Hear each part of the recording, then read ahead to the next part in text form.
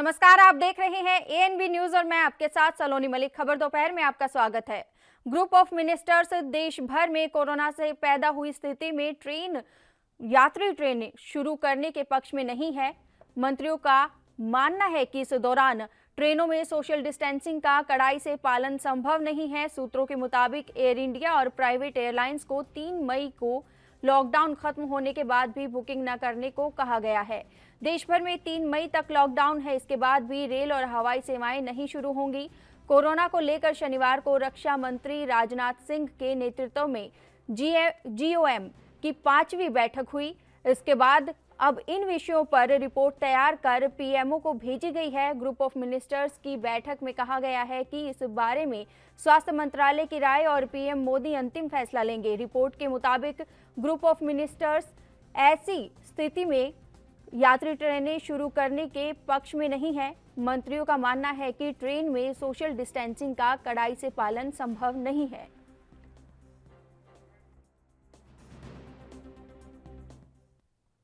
दिल्ली के सीएम अरविंद केजरीवाल ने press conference की। इस दौरान उन्होंने कहा कि लॉकडाउन की वजह से देश में अभी भी महामारी विकराल रूप नहीं धारण कर पाई है। साथ ही उन्होंने कहा कि हम भी चाहते हैं कि लॉकडाउन खोला जाए, लेकिन ऐसा नहीं कर सकते। फिलहाल दिल्ली में लॉकडाउन में किसी तरह की कोई छूट नहीं है। उन्होंने कहा कि केंद्र सरकार का कहना है कि जो हॉटस्पॉट और कंटेनमेंट जोन है उनमें ढिलाई फिलहाल नहीं दी जानी चाहिए।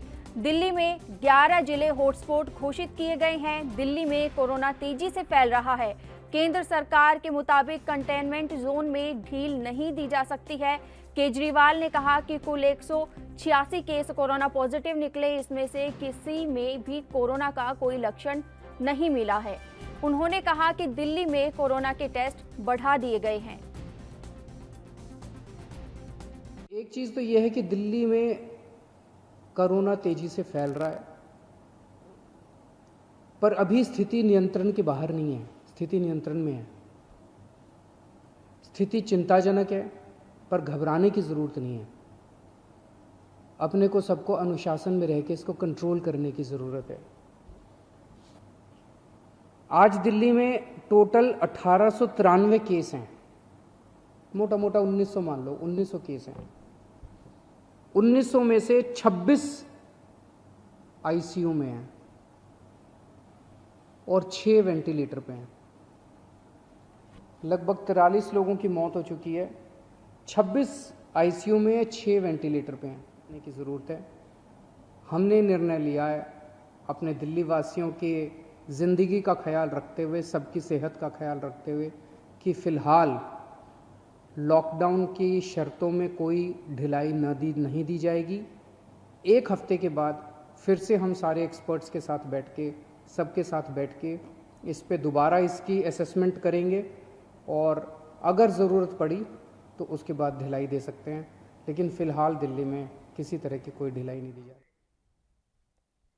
देश कोरोना वायरस से जूझ रहा है। हर दिन कोरोना से संक्रमित मरीजों का आंकड़ा बढ़ता ही जा रहा है, जिसके चलते हर कोई कोरोना के खिलाफ जंग में सरकार और प्रशासन का सहयोग कर रहा है।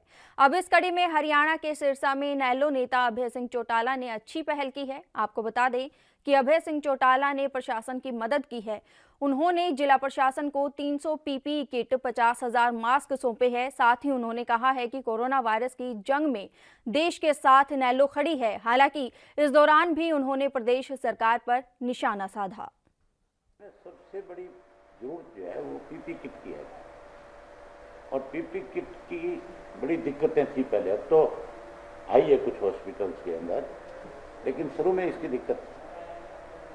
तो मैंने अपने सोर्स से लोगों से बातचीत करी और पीपी किट के लिए मैंने पूछा, तो उन्होंने कहा कि हम आपको उपलब्ध करा देंगे। आज मैंने 300 पीपी किट और उसके साथ 50,000 मास्क जो है, क्योंकि वो भी हॉस्पिटल में ही सबसे बड़ी जरूरत, कमिश्नर को भी और जो सीएमओ हैं यहाँ पे उनको भी, दोनों से खुल के कहा कि केवल इन तक नहीं, इससे भी आगे आपको कोई और चीज़ की जरूरत आप महसूस करें। सरकार का तो एक सिस्टम है, एक चीज़ का ऑर्डर करोगे वो फाइल घूमते घूमते 10 जगह जाती है, टाइम लगता है। मैंने कहा कि जहाँ आप मेरी जरूरत समझो इस मामले में, आप मुझे एक बार टेलीफोन के ऊपर इतना करना, मैं आपको वही सामान जो 10 दिन में आपके पास उपलब्ध होता है उसको एक दिन में उपलब्ध कराने का काम। जो सरकार है मौजूदा, इसने पता नहीं क्यों ऐसे फैसले लिए जिसकी वजह से किसान और व्यापारी के बीच में भी संबंध खराब करने की कोशिश की गई। आज जो सबसे बड़ी दिक्कत थी कि व्यापारी को तो व्यापार खत्म कर दिया, उस व्यापारी का क्या कसूर है? जो व्यापारी एक किसान की हर वक्त मदद में खड़ा था, उस व्यापारी को भी मारा इन्होंने, और मारा भी छोटे व्यापारी को, बड़े को नहीं। उस व्यापारी को मारा है जो व्यापारी मददगार था, जो कोई ये नहीं था कि कोई इंडस्ट्रिस्ट था, वो तो किसान का मित्र था, एक किसान का बैंक था। तो ये जो संबंध खराब करने की बात थी, इसमें पता नहीं सरकार की क्या सोच थी। हमने इस चीज़ का हमेशा विरोध किया।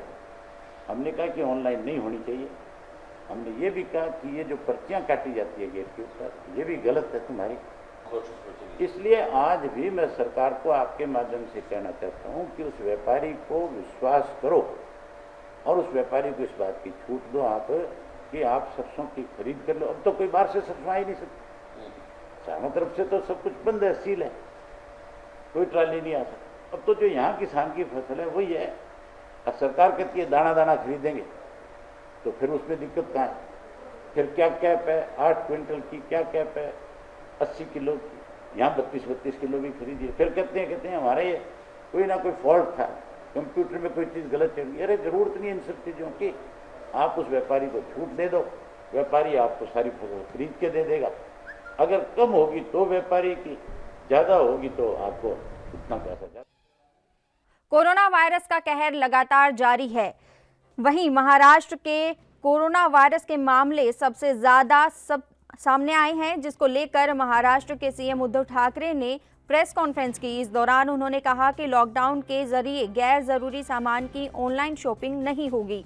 साथ ही उन्होंने कहा कि अब तक महाराष्ट्र में 66,000 टेस्ट किए जा चुके हैं, जिसमें से 3600 टेस्ट पॉजिटिव आए हैं। उन्होंने ग्रीन जोन और ऑरेंज जोन को लेकर कहा कि यहाँ कुछ उद्योगों को काम की इजाज़त दी गई है। इसके अलावा उन्होंने कहा कि कोरोना के लक्षण दिखने पर उसे ना छुपाएं, डॉक्टर के पास जांच के लिए जाएं।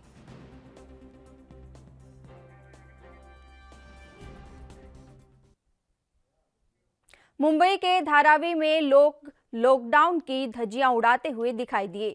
कई इलाकों में लॉकडाउन का उल्लंघन किया जा रहा है। दरअसल मुंबई में कोरोना के ज्यादा केस आने के बावजूद भी कुछ लोग सतर्क नहीं हैं।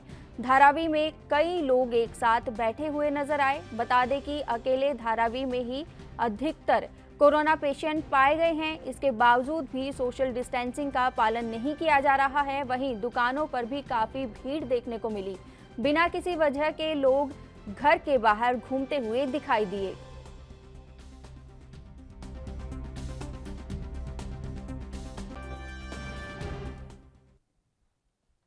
लॉकडाउन के बीच मुंबई में लोगों को खाना खिलाने वाले मुंबई डिब्बे वाले इन दिनों आर्थिक संकट से जूझ रहे हैं। दरअसल लॉकडाउन के चलते सारा काम ठप पड़ा हुआ है। वहीं बीजेपी विधायक राम कदम का कहना है कि महाराष्ट्र सरकार उनकी मदद करे ताकि वो लोग आर्थिक संकट से उबर सके। इसके साथ ही उन्होंने कहा कि जो रोजाना काम करने वाले लोग हैं वो भुखमरी की कगार पर हैं। उनके अकाउंट में सरकार को पैसे डलवाने की जरूरत है। संकट की घड़ी में जिन मुंबई के डब्बे वालों ने हजारों लोगों को समय पे भोजन पहुंचाया, वे सारे मुंबई के डब्बे वाले आज संकट में हैं। उनके घरों में भूखमरी आरंभ हो चुकी है। उनके साथ साथ रिक्शा है, टैक्सी है, ओला उबर के ड्राइवर हैं। लोगों के घरों में काम करने वाला पुरुष वर्ग और महिला बहनें हैं, इनके भी घरों में भुखमरी आरंभ हो चुकी है। हम महाराष्ट्र सरकार से मांग करते हैं कि सरकार ने इन सबके अकाउंट में पैसे जमा करने की आवश्यकता है ताकि इस संकट की घड़ी में उनको कुछ राहत मिल सके। ऐसी हमारी महाराष्ट्र सरकार से मांग है।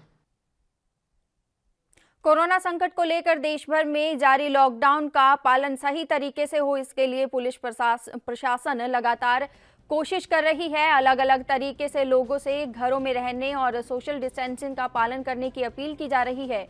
इसी बीच दिल्ली के आजादपुर सब्जी मंडी की कुछ तस्वीरें सामने आई है, जहां की स्थिति बदली नजर आ रही है। दरअसल ये मामला वही आजादपुर सब्जी मंडी का है, जहां कभी लॉकडाउन के नियमों का उल्लंघन करने और सोशल डिस्टेंसिंग का पालन नहीं करने जैसी बातें सामने आई थी, लेकिन आज की तस्वीर बिल्कुल उलट है।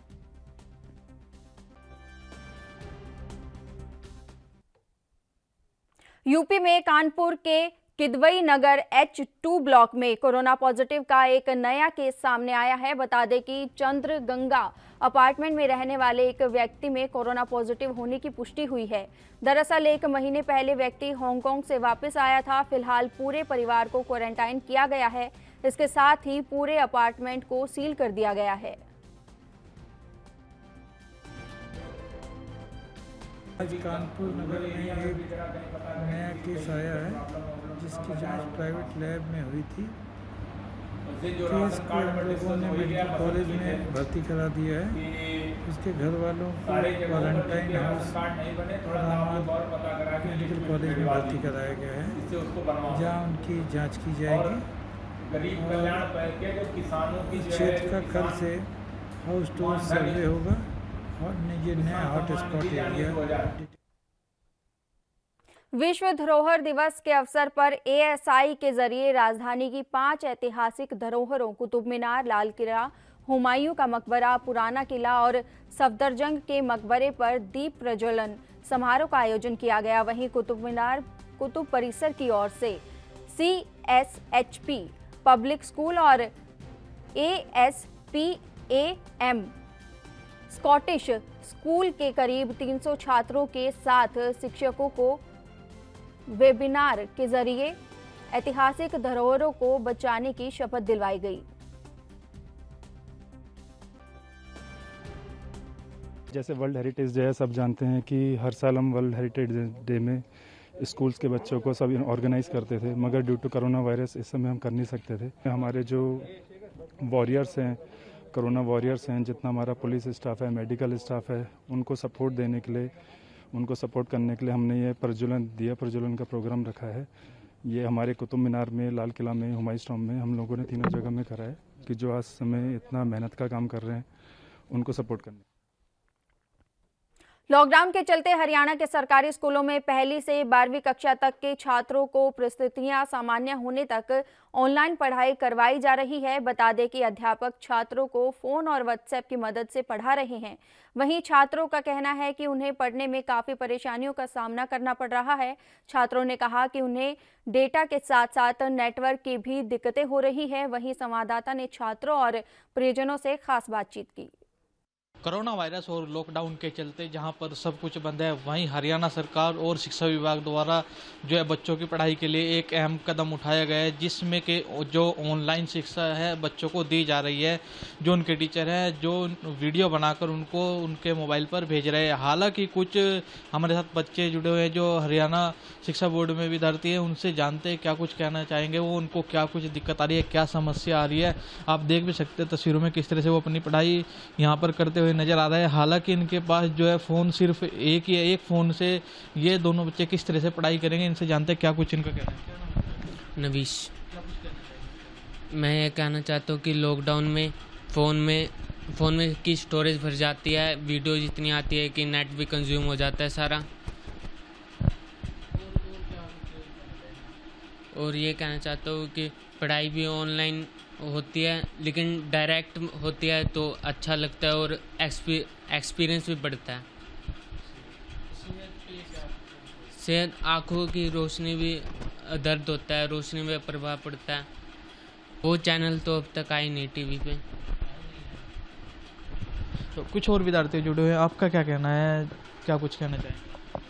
अब तक आए नहीं है वो चैनल, जिसकी वजह से हमें फ़ोन पे करना पड़ रहा है सारा काम। स्टोरेज इतनी आया नहीं फ़ोन पे, इस वजह से हम कर नहीं पा रहे। कितने फ़ोन हैं आपके पास, किस तरह से आप टाइम निकाल रहे हो, किस तरह से कर रहे हो? हम दोनों के पास तो एक ही फ़ोन है, बारी बारी कर लेते हैं। रोज़ 3 घंटे क्लास लगती है व्हाट्सएप पर, फिर बाद में 3 घंटे और पढ़ते हैं फ़ोन पे। इससे 6-7 घंटे फ़ोन पे निकल जाते हैं हमारे, जिससे आंखों पर भी प्रॉब्लम होती है। आपकी हरियाणा सरकार से क्या कुछ मांग रहेगी? शिक्षा विभाग ने हालांकि फैसिलिटी काफ़ी दी है, ऑनलाइन शिक्षा चलाई है, जिस तरह से लॉकडाउन चल रहा है उसको देखते हुए जो है बच्चों की पढ़ाई वेस्ट ना हो, वो अपनी पढ़ाई लगातार करते रहे, क्या कुछ कहना है? लॉकडाउन की वजह से कुछ बच्चे पढ़ाई कर भी नहीं पा रहे। चैनल अगर सरकार चैनल्स उपलब्ध कराती है तो गरीब बच्चे भी पढ़ पाएंगे, जिनके पास फ़ोन नहीं है, जिनके पास एंड्रॉयड फ़ोन नहीं है। ठीक है, तो ये थे हमारे साथ कुछ विद्यार्थी, इन्होंने यही बताया है कि हालांकि हरियाणा सरकार की एक बहुत अच्छी पहल है, जिस तरह से उन्होंने जो ऑनलाइन शिक्षा प्रणाली की है, लॉकडाउन के चलते जो बच्चे हैं अपने घरों में शिक्षा ग्रहण कर रहे हैं। वहीं हमारे साथ ग्रामीण आंचल के जो टीचर हैं वो जुड़े हैं, उनसे जानते हैं क्या कुछ उनका कहना है, जिस तरह से जो बच्चे हैं ऑनलाइन स्टडी कर रहे हैं, क्या कुछ कहना है, क्या कुछ ग्रामीण आंचल के जो विद्यार्थी उनको समस्या आ रही है, क्या कहना है? हाँ जी, ये जो ऑनलाइन सिस्टम शुरू किया गवर्नमेंट ने, एक बार तो हमारे भी मन में ये होगा था कि भाई ये पढ़ाई का भी क्या होगा। कोरोना बीमारी के दौरान जो ये लॉकडाउन गवर्नमेंट ने मजबूरी में करना पड़ा, तो हमने भी बड़ी चिंता हुई कि ये पढ़ाई कैसे चलेगी बच्चों की, क्योंकि बोर्ड के जो एग्ज़ाम थे वो भी जब बंद कर दिए कुछ समय के लिए, तो स्कूल में तो फिर पढ़ाई का काम नहीं चल सका था। लेकिन सरकार ने, हरियाणा सरकार ने जब देखा कि भाई बच्चों की पढ़ाई के साथ हम कोई समझौता नहीं कर सकते, इसलिए उन्हें अपने शिक्षा विभाग के तहत जितने भी अध्यापक प्राध्यापक थे उनको निर्देश दिए कि भाई ऑनलाइन बच्चों को पढ़ाया जाए। हमने भी फटाफट बच्चों के गवर्नमेंट के आदेश को मानते हुए व्हाट्सएप पर ग्रुप बनाया और पढ़ाई शुरू करवाई। ये एक अच्छी पहल है और इससे पता भी लगता है कि भाई हमारी हरियाणा सरकार जो है, मुख्यमंत्री जी हैं, वो हमारे हरियाणा प्रांत के जितने भी विद्यार्थी हैं उनकी पढ़ाई के प्रति कितने संजीदा हैं, कितने सचेत हैं, कितने चिंतित हैं। ये एक अच्छा काम सरकार ने किया है। ये एक अच्छा काम सरकार का सामने आ रहा है। हमारे साथ कुछ पेरेंट्स भी जुड़े हैं, आपका क्या कुछ कहना है, किस तरह से आपके बच्चे स्टडी कर रहे हैं, क्या कुछ कहना है? बच्चे ऑनलाइन जरिए कर रहे हैं, बहुत अच्छा सहयोग दिया है प्रधानमंत्री मोदी जी ने, मगर थोड़ी दिक्कत फ़ोन की आ रही है कि घर में एक ही फ़ोन है, उससे 3-4 बच्चे होते भी प्रॉपर पढ़ाई नहीं कर पा रहे। इसलिए हम मोदी जी को कहना चाहते हैं कि टीवी के माध्यम से चैनल को वो करें और उस हिसाब से ही बच्चे भी पढ़ाई ठीक कर पाएंगे। हेल्थ में क्या कुछ दिक्कत आ रही है, जिस तरह से एकदम ये पढ़ाई कर रहे हैं? फ़ोन कितने आपके घर में, किस तरह से वो पढ़ाई कर पा रहे हैं? फ़ोन सर हमारे पास एक ही है, जिस हिसाब से बच्चे थोड़ी थोड़ी देर, भाई घंटा 2 घंटा एक बच्चा लेता है, फिर 2 घंटे, इससे थोड़ी दिक्कत आती है तीनों बच्चों को करने में। तो इसलिए हम कहते हैं कि भाई थोड़ा टीवी के जरिए चलेगा तो सारे बच्चे प्रॉपर, ग्रामीण बच्चे भी, सब बच्चे भाई इसको देख पाएंगे, पढ़ाई अच्छी तरह कर पाएंगे। फ़ोनों में बच्चे पढ़ते हैं, फिर इनका सिर दर्द, आँखों, नज़र लगा के रखते हैं, सिर दर्द, आँखों में दर्द वही होता है। तो ये थे हमारे साथ अभिभावक, इन्होंने ये बताया हरियाणा सरकार की एक जो है ये बहुत अच्छी पहल है सामने आई है। हालांकि सरकार को इसमें कुछ और प्रावधान करना पड़ेगा, कुछ और, जिस तरह से बच्चे जो है फ़ोन पे नज़रें लगाए बैठते हैं, और जो जिस तरह से इन्होंने केबल की समस्या भी बताई है, कुछ एरिया में केबल चल रही है, कुछ में नहीं, और सरकार को इस तरफ भी, इनको भी ध्यान देना होगा। Amit Bhatnagar, ANB news, Karnal. हरियाणा के नूह मेवात की अनाज मंडियों में किसानों की जेब काटी जा रही है। दरअसल तुलाई, नमी से लेकर अवैध रूप से प्रत्येक बैग पर 10 रुपये ज़्यादा वसूल करने की खबर सामने आ रही है, जिसके चलते फिरोजपुर झिरका के विधायक मामून खान फिरोजपुर झिरका की अनाज मंडी का दौरा करने पहुंचे, जहां नूह जिले की अनाज मंडी में किसानों की जेब पर खुलेआम आड़ती और अधिकारियों की मिलीभगत सामने आई, जिसके बाद विधायक ने अनाज मंडी में पहुंचकर आड़ती और खरीद से जुड़े अधिकारियों को जमकर लताड़ लगाई।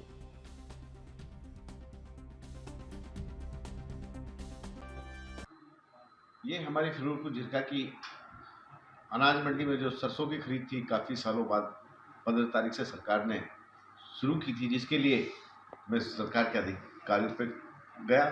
मैं उनका धन्यवाद भी करना चाहता हूँ कि उसने मेरी बात सुनी। उसके पश्चात 3 दिन से लगातार व्हाट्सएप के माध्यम से, फेसबुक के माध्यम से खबरें आ रही थी कि फिरोजपुर के अनाज मंडी में सरसों की खरीद में बहुत काला बाजारी हो रही है। तो उसके पश्चात आज भी कम से कम 50 किसानों के मेरे पास फ़ोन आए कि आप मंडी आइए और यहाँ देखिए किस तरह से ये लोग हमारे साथ खपलाबाजी कर रहे हैं। तो मैं जैसे ही मंडी में पहुंचा तो मैंने वहां देखा जो सरसों की तुलाई हो रही थी 45 किलो की जगह 47 किलो की वो तोल कर रहे थे और किसानों को मात्र 45 किलो के पैसे दे रहे थे। और मुआशर के जो 8% तक अलाव था, उससे ज़्यादा जो मुआशर आता है उसकी भी ये कटौती कर रहे थे। उसके बाद और बात, सबसे बड़ी बात, जबरन 10 रुपए पर कट्टा वसूली कर रहे थे हर किसान से। तो मैं वहाँ पहुँचा, सारे प्रशासन को बुलाया, वहाँ तहसीलदार आ गए, मंडी के सुपरवाइजर, सेक्रेटरीज वगैरह सब आ गए। तो मैंने उनको सबको हिदायत दी, यदि किसान के एक भी दाना आप लोगों ने ज़्यादा लिया और चोरी की तो किसी भी कीमत पर बर्दाश्त नहीं की जाएगी। उसके खिलाफ जो सोसाइटी है, राकेश नाम की जो पुनाना की सोसाइटी है, उसके खिलाफ सारे किसानों ने मिलकर के थाने में दरखास्त दी है और मैंने भी डीसी साहब को भी इस बात से अवगत करा दिया है। डीसी साहब ने कहा है कि दरखास्त दो और इनके खिलाफ एफआईआर लॉन्च करो। दुनिया भर में कोरोना का कहर लगातार जारी है। इसी बीच यूपी के मिर्जापुर में कोटा से बसों में 91 छात्र छात्राओं की स्वास्थ्य की जांच की जा रही है। छात्रों के स्वास्थ्य परीक्षण के बाद उन्हें घर भेज दिया जाएगा। डीएम सुशील पटेल और पुलिस अधीक्षक मिर्जापुर के हैं जो धर्मवीर सिंह मौके पर मौजूद हैं। बता दें कि कोरोना के चलते देश भर में लॉकडाउन है, जिसके चलते लोगों की आवाजाही पर रोक है।